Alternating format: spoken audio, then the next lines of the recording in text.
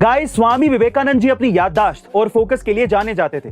कहा यह भी जाता है कि उनकी याददाश्त इतनी जबरदस्त थी कि उन्होंने एक बार 700 पेज की किताब को मात्र 1 घंटे में ही पढ़ लिया था। और हैरानी की बात यह है कि उन्हें इस किताब पर लिखी हुई एक एक लाइन पेज नंबर समेत याद थी।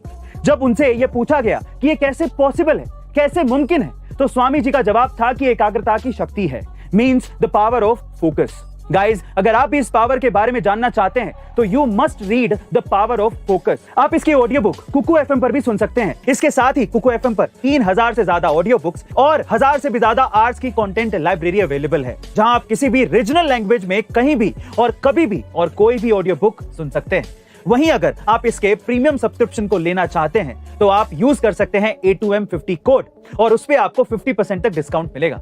लेकिन याद रहे, ये ऑफर सिर्फ पहले 250 यूजर्स के लिए ही है। तो जल्दी कीजिए और अपनी कुकू एफएम की ऑडियो लाइब्रेरी की जर्नी को शुरू करिए। गाइस, क्या आप जानते हैं कि एवलदास रिमासोसकास नाम के एक बंदे ने गूगल और फेसबुक के साथ पूरे 900 करोड़ रुपए का स्कैम किया था?